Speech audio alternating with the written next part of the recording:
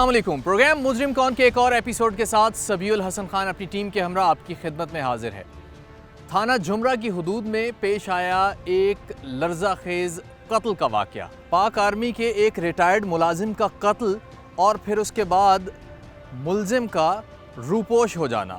Police अपने तौर पे सब जतन करती है और फिर 4 रोज़ बाद दिन रात मेहनत करने के बाद पुलिस पहुंचती है उस सफ़ाक कातिल तक जिसने इस 52 साला शख्स जिसका नाम हामिद है उसके कातिल तक पहुंचती है और इस बात का सुराग लगाया जाता है कि कातिल ने हामिद को कत्ल क्यों किया। हामिद और कातिल एक दूसरे को कितने अरसे से जानते थे, क्या पहले भी हामिद और कातिल की एक दूसरे से मुठभेड़ हुई। इन सब सवालात के जवाबों से पर्दा हटाते हैं और आज का ये एपिसोड शुरू करते हैं। मकतूल हामिद की फैमिली इस वक्त हमारे साथ है और भाई हैं उनके हामिद के और बेटा है हामिद का, कुछ दीगर फैमिली मेम्बर्स भी हैं, उनके कज़न भी हैं।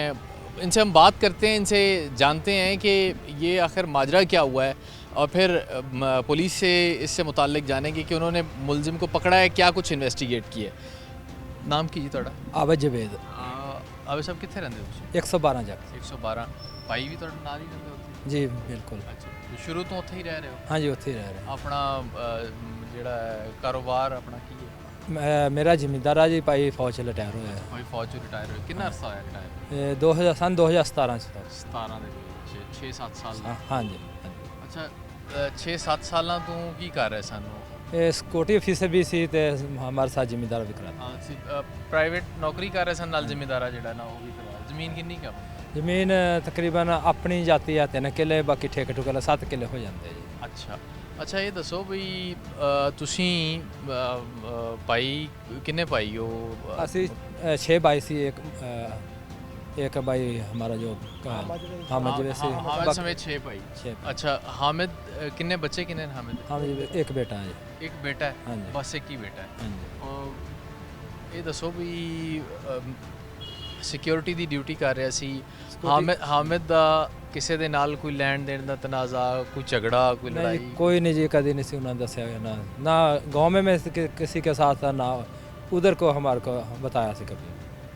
ਅੱਛਾ, ਨਾ ਉਹਨੇ ਉੱਥੇ ਦੱਸਿਆ, ਨਾ ਕੋਈ ਪਿੰਡ ਦੇ ਵਿੱਚ ਕੋਈ ਇਸ ਤਰ੍ਹਾਂ ਦੀ ਕੋਈ ਗੱਲ, ਕੋਈ ਲੈਣ ਦੇਣ ਦਾ? ਠੀਕ ਹੈ। ਅੱਛਾ, ਕੀ ਵੈਸੇ ਨਾਰਮਲ ਕੀ ਡਿਊਟੀ ਟਾਈਮਿੰਗ ਕੀ ਸੀ ਉਹਨਾਂ ਦੀ? शाम 6 बजे तो सुबह 6 बजे तक। ਅੱਛਾ, ਨਾਈਟ ਡਿਊਟੀ ਜਿਹੜੀ? नाइट ड्यूटी कर रहे हैं। ਦਿਨ ਨੂੰ ਤੁਹਾਡੇ ਨਾਲ ਬਾਈ ਬੀਜੀ ਜ਼ਿੰਮੇਦਾਰ ਆਪ? हाँ जी। ਠੀਕ ਹੋ ਗਿਆ। ਤੁਹਾਡਾ ਨਾਮ ਜੀ? ਜ਼ੁਹੇਬ ਗਿੱਲ। ਜ਼ੁਹੇਬ, ਤੁਸੀਂ ਵੀ ਨਾਲ ਹੀ ਰਹਿੰਦੇ ਹੋ ਉੱਥੇ? ਹਾਂਜੀ, ਕਜ਼ਨ ਹੈ ਜੀ ਮੈਂ ਹਾਮਦ ਸਾਹਿਬ ਕਜ਼ਨ ਜੀ। ਕਿੰਨੇ ਫਾਸਲੇ ਤੇ ਤੁਹਾਡਾ ਘਰ? ਨਾਲ ਨਾਲ ਹੀ ਹੈ ਜੀ, ਇੱਦਾਂ ਹਾਮਦ ਭਾਈ ਹਾਮਦ ਦਾ ਹੈਗਾ, ਸਾਹਮਣੇ ਸਾਡਾ ਘਰ ਹੈ।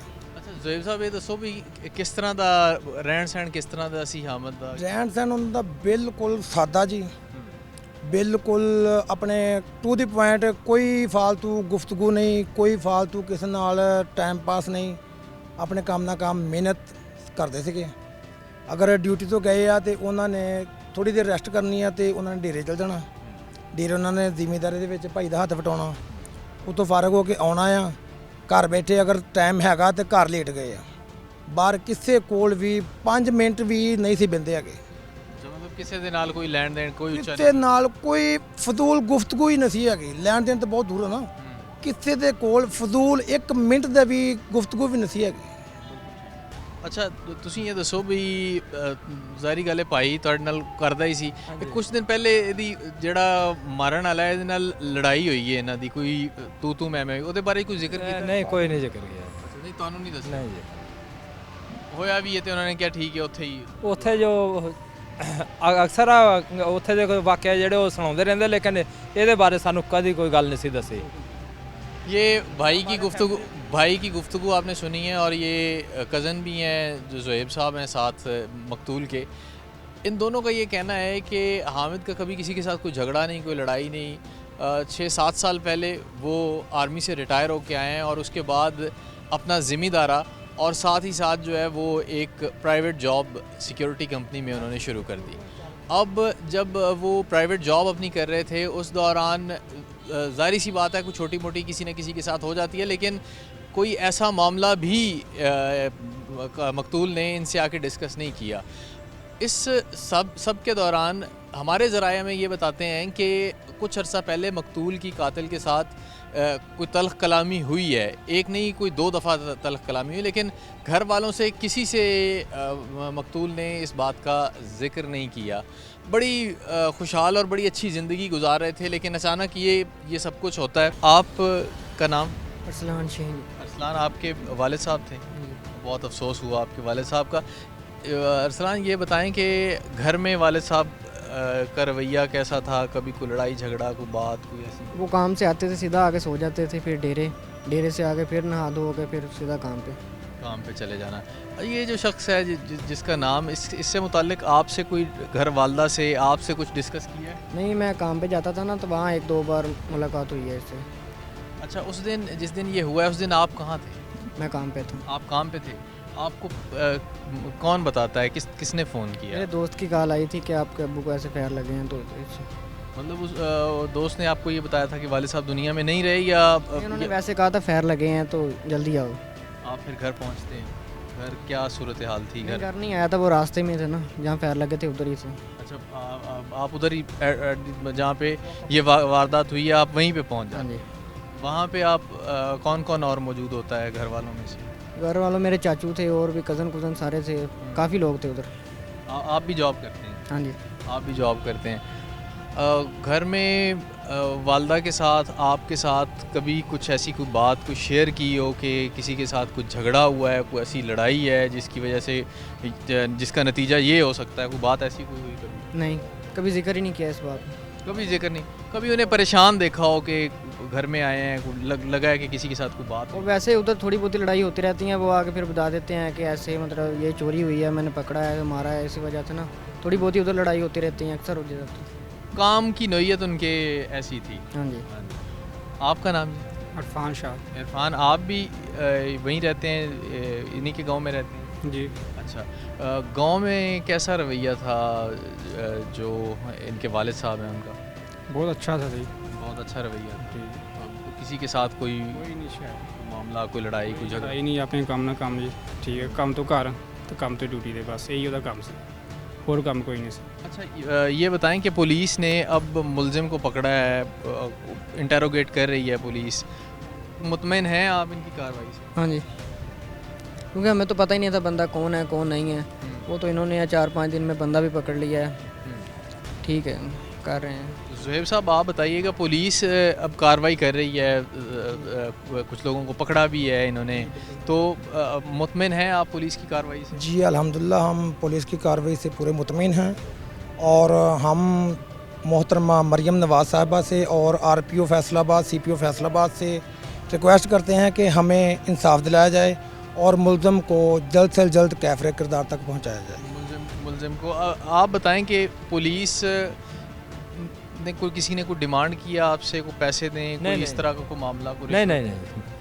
अच्छा, हाँ जी। हाँ मुतमिन है इनकी कार्रवाई? हाँ जी, बिल्कुल बिल्कुल, जो जिस तरह से जो आप चाह रहे हैं उसके मुताबिक कार्रवाई हो। काम कर रहे हैं। कितनी टाइम के बाद बंदा पकड़ा गया? कोई बंदे पकड़े? तकरीबन 8 दिन के बाद। 8 दिन के बाद बंदे पकड़ लिए? हाँ जी। ठीक है, कितने लोग गिरफ्तार हैं? एक ही एक ही आदमी। ठीक हो। अच्छा, ਤੁਸੀਂ ਦੱਸੋ ਕਿ ਭਾਈ ਤੁਹਾਡੇ ਤੋਂ ਵੱਡੇ ਸਨ ਜਾਂ ਛੋਟੇ ਸਨ? बड़े से। ਵੱਡੇ ਸਨ। हाँ जी। ਕਿੰਨਵਾਂ ਨੰਬਰ ਸੀ ਪਾਈਆਂ ਚ ਉਹਨਾਂ ਦਾ? पहला नंबर। ਸਭ ਤੋਂ ਵੱਡੇ ਸੀ? सब तो बड़े से। ਜ਼ਾਰੀ ਗੱਲ ਇਹ, ਵੱਡਾ ਭਾਈ ਬਾਪ ਦੇ ਦਰਜੇ ਤੇ ਹੁੰਦਾ ਹੈ, ਉਹਨਾਂ ਨੇ ਇੱਕ ਜ਼ਿੰਦਗੀ ਤੁਸੀਂ ਗੁਜ਼ਾਰੀ ਹੈ, ਗੱਲ ਕੋਈ ਇਹਨਾਂ ਦੀ ਯਾਦ ਆਉਂਦੀ ਹੋਵੇ? हमारे बड़े भाई एक फैमिली के सरबराह थे, पूरी फैमिली के। तो सब भाइयों को यही नसीहत करते हैं, मेहनत करो बस। बेटा, आप कभी वालिद साहब की कोई बात, कोई चीज़ याद आती हो घर के अंदर उठते बैठते? सारी सी बात है, एक बड़ा नुकसान आपका हुआ है। उनका बस यही था, वो कि यही कहते होते थे अपना अपना काम करो, ऐसी लड़ाई झगड़े ना करो हर जगह। तो बाकी भी जो फैमिली में जो भी मसला बनता था वही हल करते थे। बड़े थे फैमिली में, ख़ानदान में बड़े थे, और छोटे मोटे मसाइल जो है वो वही बैठ के हल करते छोटे मोटे तकरीबन टोटल मसाइल वही हल करते थे। गया। एक शख्स को गिरफ़्तार किया है पुलिस ने, और इन्वेस्टिगेशन का अमल जो है वो इस वक्त जारी है। पुलिस अपने तय कोशिश कर रही है कि इस केस के जो मुहर्रिकात हैं इस कत्ल के, उन तक पहुंचा जाए। वजह अनाद क्या बनी? क्योंकि ये घर के लोग हैं मकतूल हामिद के, इन सब से जब हमारी बात हुई, ऑफ द रिकॉर्ड भी जब हमारी बात हो रही थी, तो ये यही बात कर रहे थे कि ऐसा कुछ नहीं है, कोई ऐसा मामला नहीं है जिसकी वजह से कोई हामिद की जान ले लेता। ख़ास तौर पे उनके बेटे का इंटरव्यू बड़ा अहम था। उस दौरान हमने उनसे पूछा, उन्होंने यही बात बताई कि कभी वालिद साहब की किसी के साथ कोई झगड़ा, कोई लड़ाई, कोई ऐसा मामला नहीं हुआ। और हाँ, क्योंकि उनके काम की नौइयत ऐसी थी कि जहाँ पे छोटी मोटी तल्ख़ कलामी किसी न किसी के साथ हो जाया करती थी, लेकिन वो भी इस नेचर की नहीं थी, ऐसी तल्ख़ कलामी कोई थी नहीं कि जिसके नतीजे में इतनी घिनौनी वारदात इनके वालिद के साथ कोई करता। हामिद का कत्ल हो जाता है और उसके बाद पुलिस अपनी कार्रवाई करती है और मुलजिम तक पहुंचती है। मुलजिम को पुलिस गिरफ़्तार कर चुकी है। आगे बढ़ते हैं, SHO थाना झुमरा हमारे साथ होंगे, उनसे हम बात करेंगे और इंचार्ज इन्वेस्टिगेशन राय बशीर साहब, उनसे हम जानेंगे कि मुलजिम से अब तक क्या कुछ इंटेरोगेट किया है, किसकी इमा पे मुलजिम ने ये कत्ल किया है, या फिर ये उसका अपना एक इरादा और अपनी एक वो था, कोशिश थी जिसके नतीजे में हामिद की जान।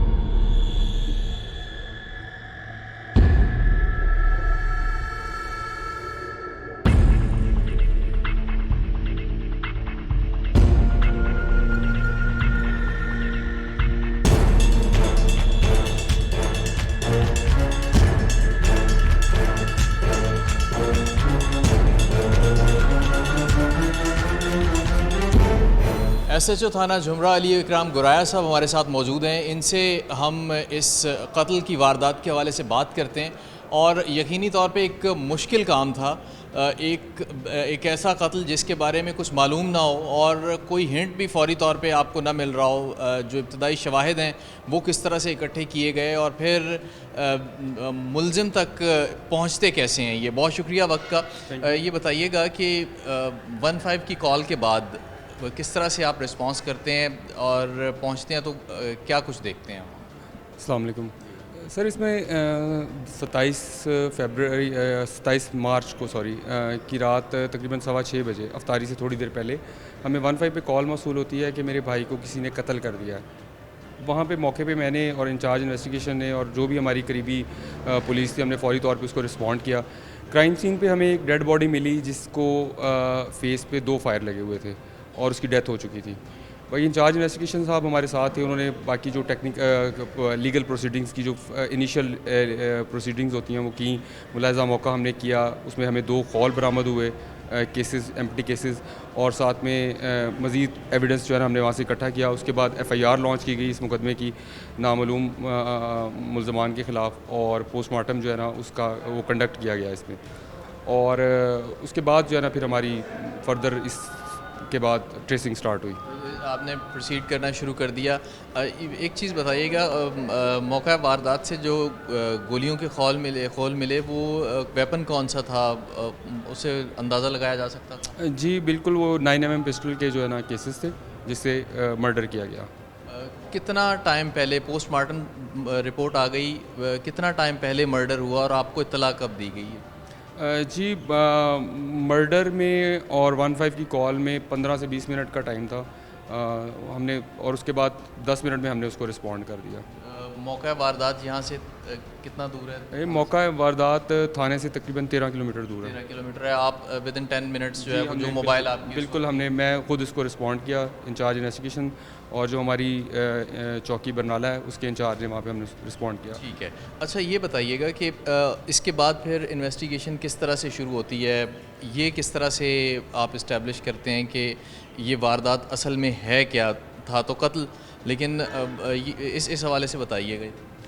बेसिकली ये थोड़ा सा डिफ़िकल्ट केस था, बिकॉज़ इसमें जो मकतूल है उसकी हिस्ट्री जब चेक की जाए, उनका बैकग्राउंड चेक किया जाए तो कोई दुश्मनी का मामला नहीं निकला, कोई गांव में इस तरह का उनका इशू नहीं निकला, कोई सर्विस में उनका कोई ऐसा इशू हमें मिला नहीं इनिशियली तौर पे जो है ना।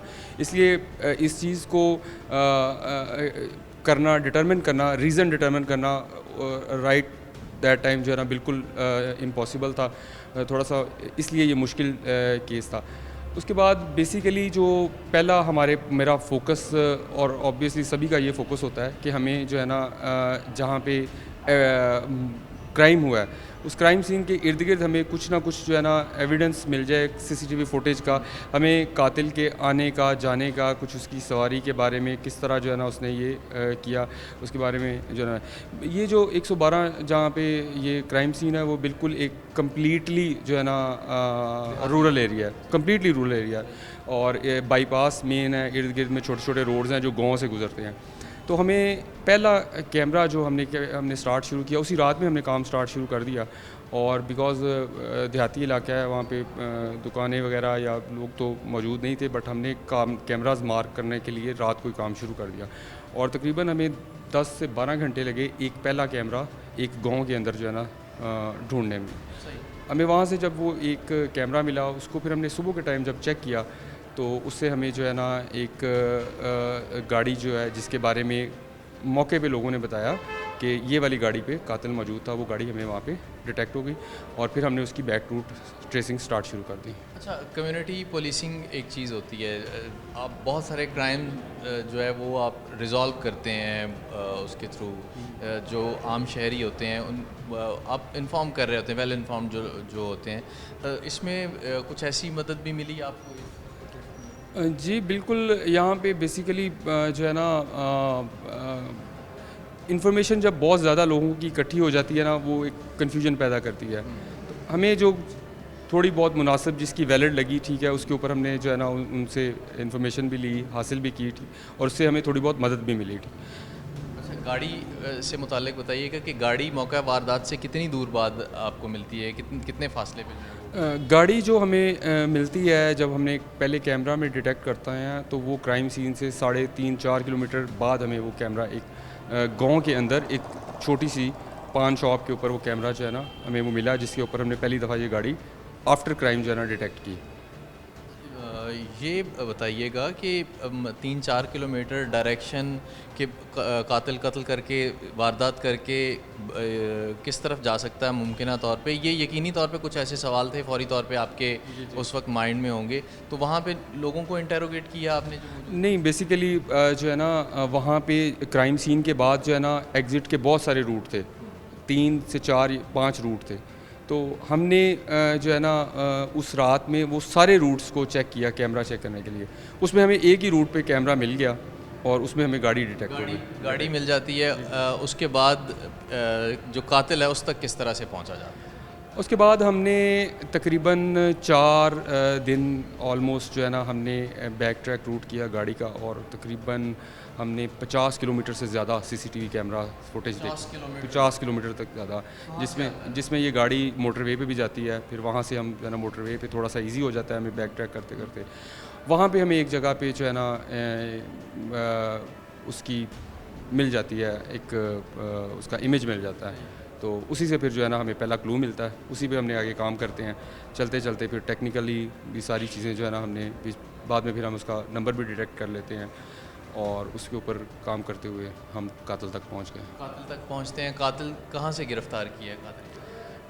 कातिल को हमने फैसलाबाद से गिरफ़्तार किया जी, फैसलाबाद की बाउंड्री से गिरफ़्तार किया जी। फैसलाबाद की बाउंड्री से ही फौरी तौर पे गिरफ़्तार किया उसे और बताया उसने क्या कुछ है, क्यों किया है उसने, वजह अनाद उसकी क्या है? जी, इंटेरोगेशन के दौरान जो है ना बहुत सारी चीज़ें सामने आई। एक तो कातिल ऑलरेडी जो है ना मर्डर केसेस का रिकॉर्डेड है, उसके ऊपर कत्ल के 5 मुकदमात हैं ऑलरेडी और 3 नाजायज़ असले के हैं। उन 5 मुकदमात में तकरीबन 9 अफराद कत्ल हो चुके हैं, जिसके बारे में उसका कहना है कि लाहौर में उसकी कोई दुश्मनी का वगैरह थी, उस सिलसिले में वो कत्ल हुए हैं।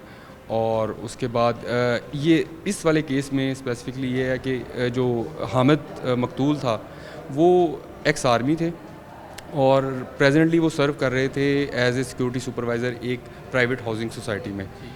ये जो कातिल है ये भी उसी हाउसिंग सोसाइटी का रहने वाला है और इसका कैरेक्टर जो है ना थोड़ा सा ठीक मशकूक था और हामिद उसको इस कैरेक्टर की वजह से उसको वॉच करता रहता था, उस पर चेक एंड बैलेंस रखता था और उसकी जो गलत एक्टिविटीज़ थी उसके ऊपर टोकता था, बहुत ज़्यादा टोकता था और इस चीज़ की रंजिश जो है ना उस पर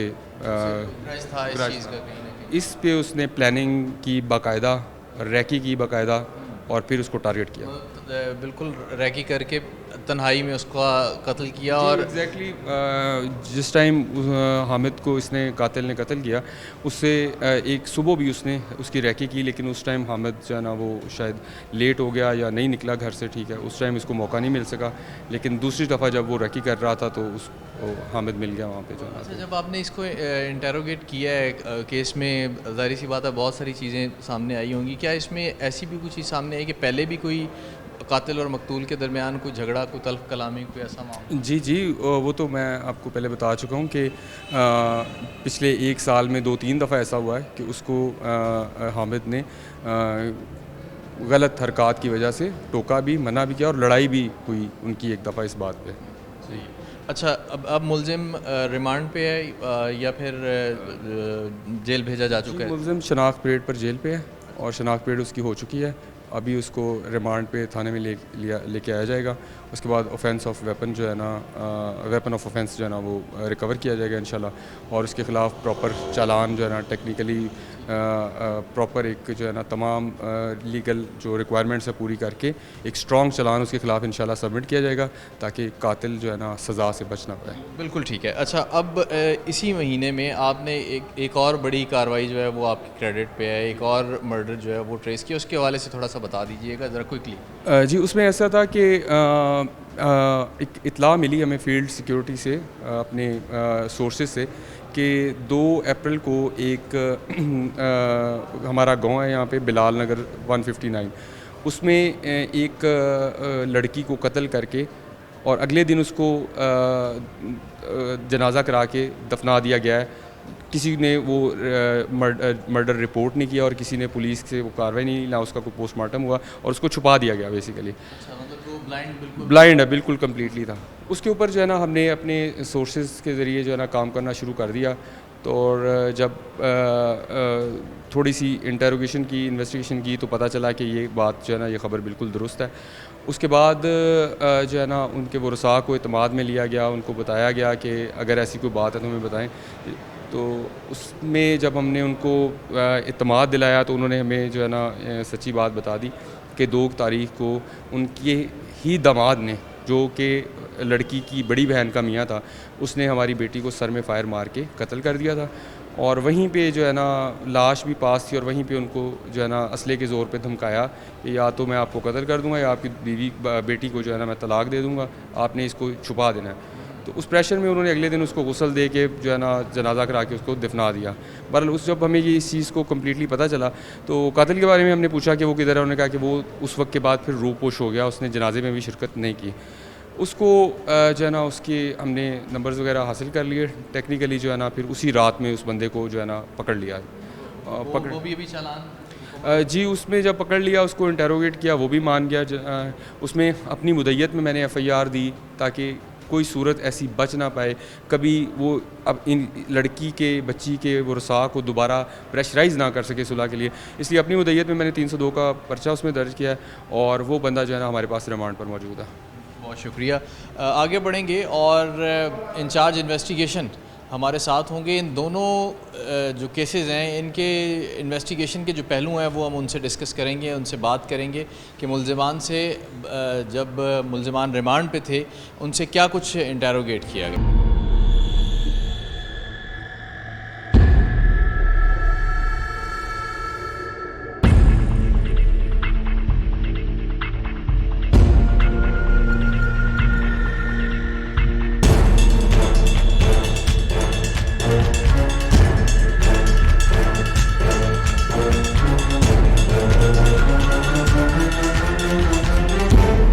इंचार्ज इन्वेस्टिगेशन राय बशीर साहब हमारे साथ मौजूद हैं। इनसे हम इन केसेस की इंटेरोगेशन से मुताल्लिक बात करते हैं। राय साहब, ये बताइएगा कि ये जो एक कत्ल होता है जिसमें मुलजिम भी आपने गिरफ़्तार कर लिया है, 15 की कॉल के बाद पहुंचते हैं और फिर उसके बाद एक लंबी तलाश होती है मुजरिम की और मुजरिम आपके पास आ जाता है, क्या कुछ बताता है, कैसे इसने किया है, क्यों किया है, वजह इसके पीछे क्या नज़र आती है, और जो मकतूल है उससे मुताल्लिक बताइएगा कि ये कौन है, ये बताइएगा डिटेल से।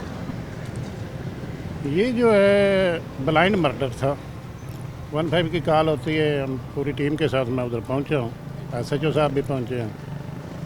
तो हमने मौका से शवाहिद इकट्ठे किए हैं, 2 खोल मिले हमें, डेड बॉडी पड़ी है नामालूम, बाद में नामजद हो गई है। वो बताया उन्होंने, वारस भी आ गए हैं उधर हमारे पास, पता चला हमें कौन है कौन नहीं।